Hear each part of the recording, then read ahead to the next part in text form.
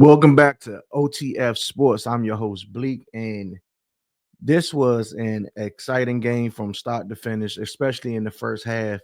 Um, the 49ers, by the look of it, if you was watching it, especially in the first half, they did not look like a 6-9 team. Well, a 6-10 team now, but maybe because this was a matchup from last year's NFC championship, but just looking at it, they looked like a team that was hungry. But the better team, the Lions, will prove victorious by the end of the game. I took a couple notes watching this game because it was, to be honest, it was noteworthy. And let me excuse me. Let me take that off. I'm still watching the game, but I don't want it to come through. It's the after game now. It's after the game. So let me get to my notes. Yeah, but very, very impressive game to say the least. This was one of the type of games where you really didn't know until maybe the fourth quarter started to get kind of out of hand. But Brock Purdy and Jared Goff, they was going, toe to toe first quarter, toe to toe. I don't think it was I think Jared Goff had one incompletion in that first quarter, maybe.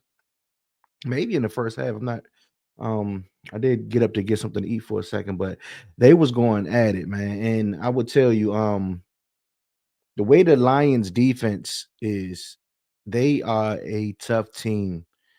They are a very tough team. And I know they didn't have the past five games, they didn't have an interception, but tonight they had two.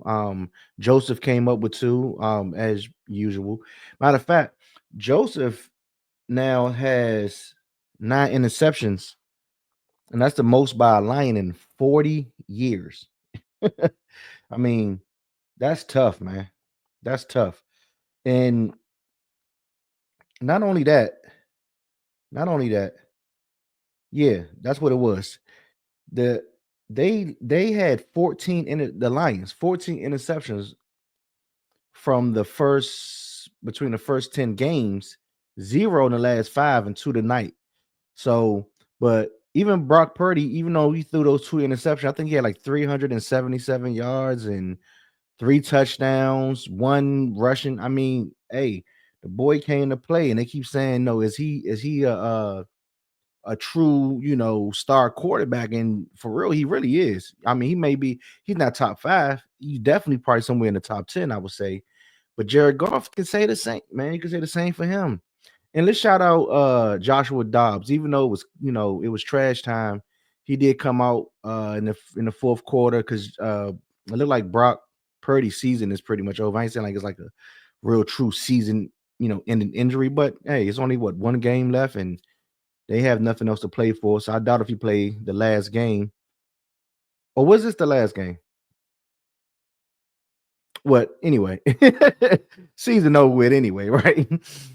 um he went down and he just couldn't, he was throwing the ball on the sideline, he couldn't come back in. And it was clear that he wasn't going to come back in. But Joshua Dobbs came in through three completions and ran for a touchdown to bring the score a little closer from 28 to 34 to, so 40 to 34 is a final score.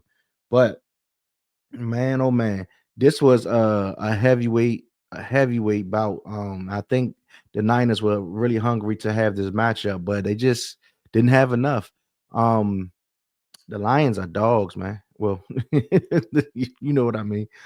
The Lions are lions. Let's say it like that. And Amon-Ra St. Brown, man, that's the type of player you want on your team, the type of receiver you really want on your team. He's not a diva.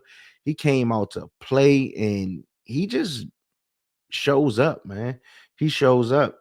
And even the running back, Jahmyr Gibbs, he had 117 yards rushing, and he pretty much sealed the deal with a 30-yard run in the fourth quarter. And man, the NFC, man, the NFC. I'm really, really looking forward towards the playoffs. But what about you? I'm not going to hold you guys for too much longer, but I do want to see what how everything's going to shape up. The Detroit Lions, for the better part of this season, has been one of the favorites to win the Super Bowl. But what do you think? Um, it's still some man, man, because the way the NFC is looking, it could be Detroit, it could be. It's just really like in the AFC. It's kind of almost clear. You can kind of say Chiefs. Okay. You could say the Bills. You could say Baltimore for sure, right? NFC is still kind of up in the air. It's still kind of up in the air to me. It's like it's not a clear. You of course, like again, you got Detroit. I don't think the Eagles can get past Detroit if they were to play. I don't think Eagles are strong enough. Um, I don't think. Let me see. Let me look at the standings real quick. Because when you look at the NFC, you got the Rams. Rams, I don't think is strong enough either. So to be honest, the only teams that looks like it's like two. Well, you could let me put it this way: you got Detroit, you got Minnesota, you got the Eagles, and I think the Commanders. I think the Commanders are strong. Like I know that's my team. I'm not trying to play a favorite, but you know how it is, man. When you get those sneaky teams, and the Commanders this season was one of those sneaky teams. Like I don't think nobody want to play them right now. You know what I mean? And I think if we were to face the only team that kind of worries me, honestly, is a team that we actually beat, and that's the Eagles. Um, they worry me for the Commanders. Now, I think after that, I think because I think the rest of the NFC will play the Commanders small. If you dig what I'm saying, I think they will play them small, not look at them like they was like, all right, we got them. Yeah. And I think that will be a mistake. Um, but we're going to see. We're going to see. But I do think if I had to put all biases to the side and say what would be the most exciting Super Bowl to watch, I would have to say it would be Detroit versus Baltimore. I think that'll be the most exciting Super Bowl. Um, I'm a Patrick Mahomes fan, so I wouldn't even be mad. I know. People are tired of seeing the Chiefs win, but that's what happens when teams become a dynasty. People get tired of that team winning. But Mahomes he's here. I mean, of this era is it's hard to say who's above him. Only one, and the thing that's crazy about it, no one would really actually give Lamar Jackson his just due with that. But I will say this. I will say this. If Lamar Jackson goes on to win MVP, goes on to get to the Super Bowl and win the Super Bowl, I would have to say the crown, especially especially if Baltimore beats the Chiefs finally to get the crown is taken. The crown is taken. No biases, nothing. I think both of those young men, Lamar and Patrick, are the best in the league right now, hands down. It's not. They are the best. They are the best QBs in the league. But Lamar Jackson is like right here.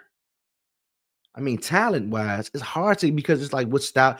The talent is neck and neck because it really depends on like what style of quarterback you actually prefer.